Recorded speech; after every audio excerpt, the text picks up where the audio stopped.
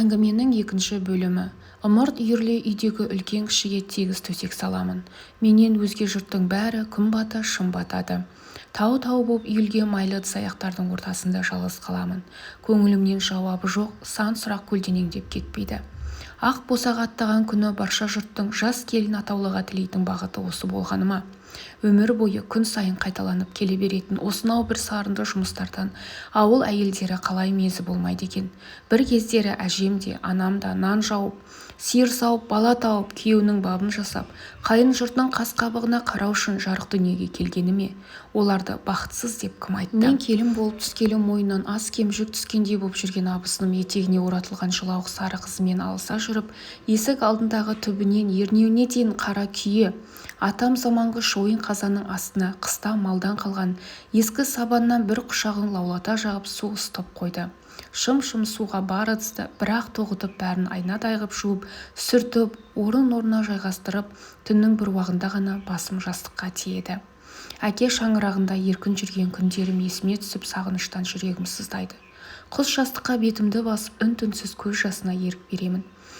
Келуімді күтіп кітап оқып жатып, кейде қалғып кететін сағынтай жылап жатқанымда денемнің дірілінен сезе ме, үн-түнсіз иығымның құшақтап, ақырын ғана шашымнан сипайтыны бар.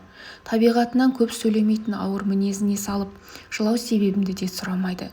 Сірә туғалы көріп білмеген бөтен ортаға үйренісе алмай жүргенімді жазғы түн өзі де аңғарған болар ма?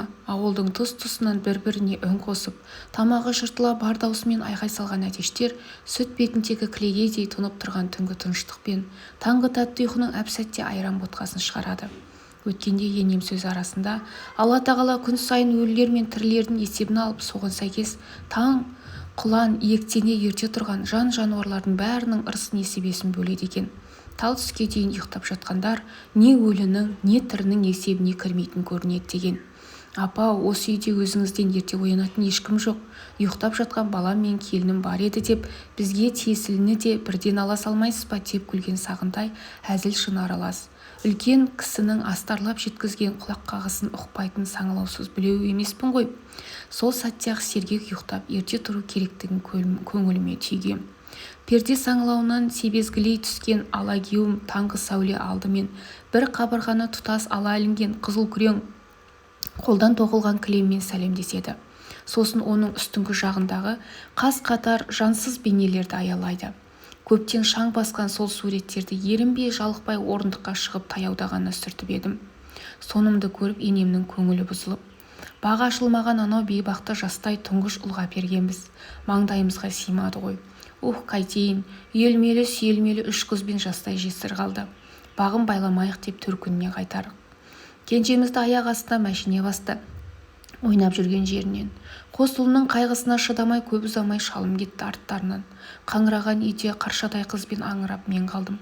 Сонда жалғыз ағам, қыз бала жат жұрттық, әрі бауырың, әрі балаң, саған арқа сүйеу болады деп Сағынтайын жігіт боп қалған кезінде маған берген.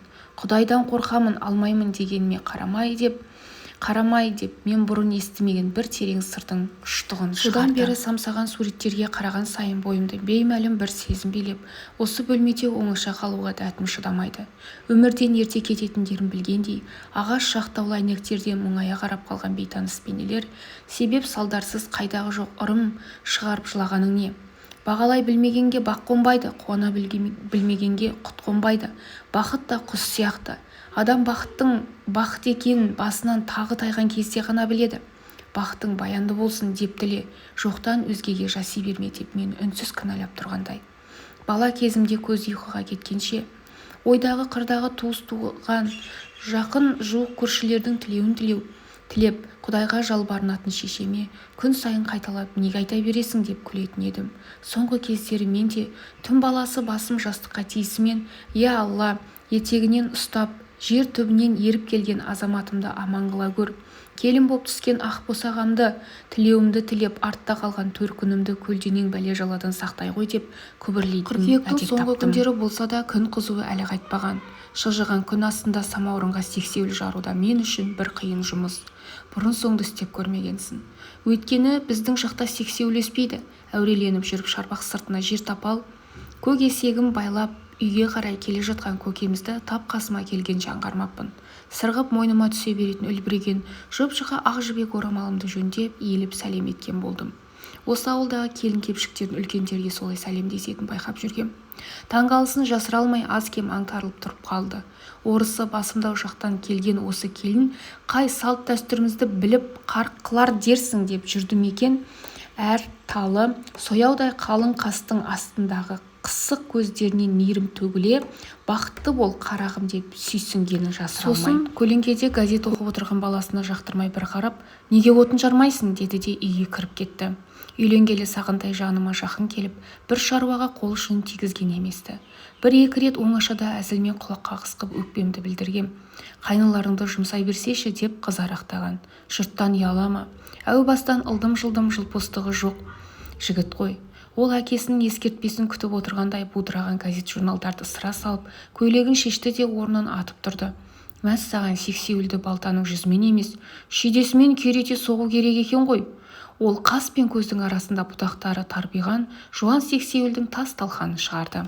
Оның бұлшық еттері бұлт-бұлт еткен ширақ қимылына риза болдым сонша, жон арқасынан шып-шып шығып мөлдірей сырғанаған тамшыларға қарап қалыппын. Қанша адам қаңтарылып шай күтіп отырғанда күйеуіңді жаңа көргенде аузыңды ашып тұра бересің бе деді, көзінен жас аққанша күліп. Екі бетім ду ете түсті. Ызыңдай әңдеткен сары самаурынды қос құлағымнан көтеріп табалдырықтан аттай бере, үлкендердің әңгімесінің шет жағын құлағым шалып қалды. Балаларды жолынан бөгемейік, Сағынтай аспирантурасын аяқтасын. Бұнда келінге қайым жұмыста жоқ қой. Қайратың барда қалаға өзің қатынап тұрарсың. Қайратың қайтқанда олар сені қараусыз қалдырмас. Үлкен бала келін онсыз да өзіңнің қасыңда, соларды жұмсай бер. Біз тасқа қарап тұрған жоқпыз ғой деп, бәрін алдын ала ойлап кесіп пішкен үнмен. Шай үн-түнсіз ұзақ ішілді. Сексеуіл шоғы селкілдемесіне қоймай, екі иығынан дем алған сары самаурыны бастапқы қарқыны баяғыда-ақ басылған. Дастархан үстіндегі шырыны сорғалаған қара өрік пен сары өрікті айнала ұшып жүрген ара зыңынан басқа бөгде дыбыс естілмейді. Тамақтан бұрын желпіп-желпіп айдап шыққаныма пысқырмай келген-кеткенге ілесіп үйге қайта кіріп алғандарын көрмейсің бе өздерінің? Әркім өз ойымен өзі. Ұзатылар сәтте қазақылықтың қаймағы бұзылмаған елге кетіп барасың қарағым. Табақтай дипломың табан асты қалмай ма деп жаңғабыл жездемнің қоймастан егілгені кей-кейде есіме түсетін. Бала күннен армандаған мамандықтан қол үзу өзімнің де өңім түгілі түсіме кірмеген.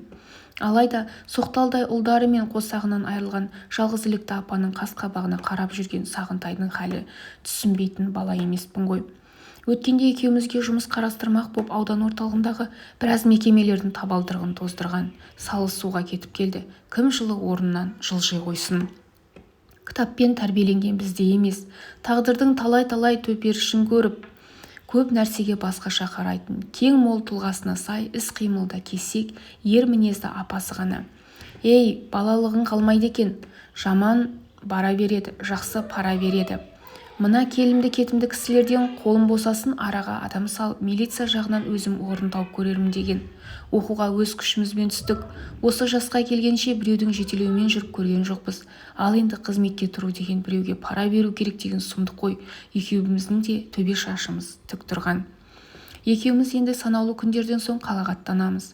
Жұдырықтай жүрегім қуаныштан алып ұшып кеудеме сияр емес.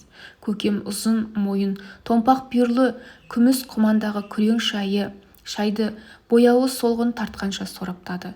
Түгі қырқыла бастаған көнетоз қара тақиясын шешіп, көлдей ақ сүлгімен тершіген кең маңдайын самайын баптана сүртті. Қасында отырған дене пошымы да, кескін келбеті де өзіне ұқсайтын ізін өкшелей қатар қартайып келе жатқан қарындасына бағыштай бір әңгіменің ұштығын шығарды. Жиеншар көз жұмыпты. Бүгін ауылынан хабар келді. Тойға келгенде тым жүдеулігінен ішін жақтырмап еді. Дәрігерден үміт үзілген бе, сонда да бір тәуіпке көрініп жүрмін деген. Бәсе, өзім де кеше бір қолайсыздау түс көріп едім. Азу түс ағайынға дейтін. Соған көрінген екен ғой, шеттей бала-шағасы шулап қалды бейшараның деп сөз отырып қалды. Ертең жеңгең екеуін жаназасына барып қайтыңдар. мен кейінірек қырғын атаман бет сипап келермін. Тірі адам тіршілігін істейді ғой. Жаздайғы шабылған шөпті күн ашық жарықта түсіріп алуымыз керек. Балаларды бүгін кешке біздікіне жібер, Сағынтайды шөпке салайын. Шынар асымызды пісірер деп көкем дастарханға бата қылып орнынан тұрды. Келін болып түскелі айға жуық ешқайда бой жазып шығып көрмегем. Дереу тәуір киімдерімді киіп шала бөлініп жатсам керек. Сағынтай тойға баратындай дайындалып есің шығып кетті ғой өзі деп әзілдегені. Ұялып қалдым. Маған өзі байқатпай өзі де қуанышты сияқты. Екеуміз борпылдақ шаңдағы басына шыққан бұралаң-бұралаң көшелерге қуалап биік аулалы үйлердің байлаулы иттерін арбалата жүріп келеміз. Көкеміздің үйі ауылдың қиян шетінде екен. Жол бойы шешіле бір сөйлесін.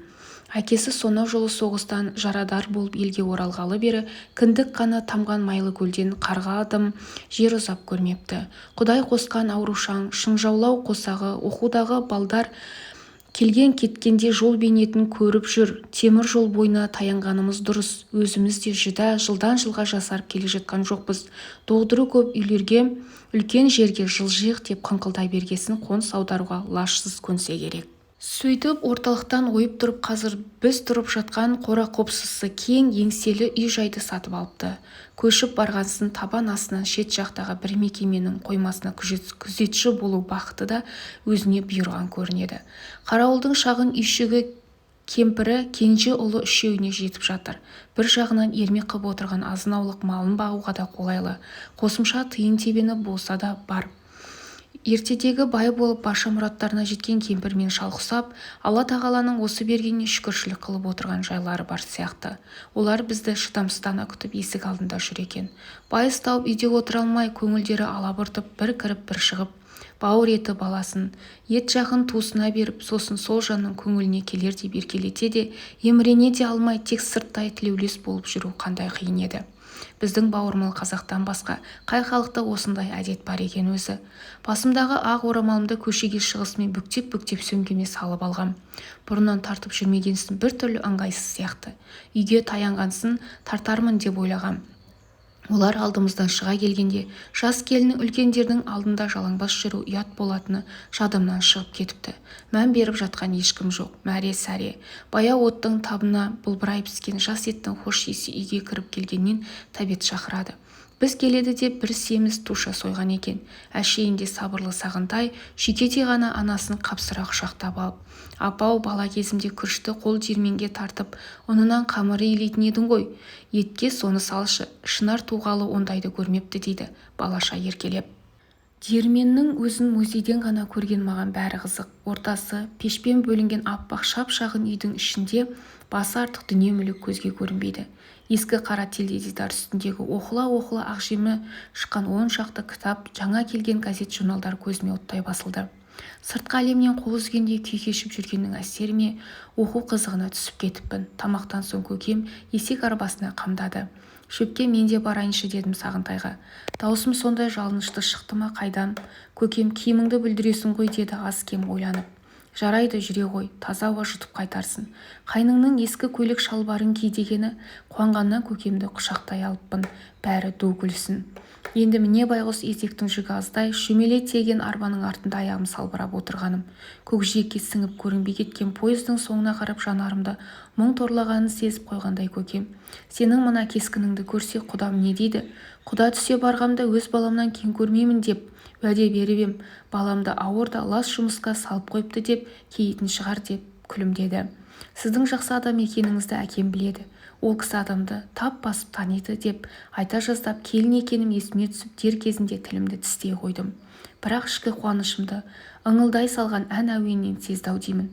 Төбемізден тізіле ұшып қиқулай қоштасқан жыл құстарына қараған қалпы. Иә Құдай, тәубе деп күбірледі.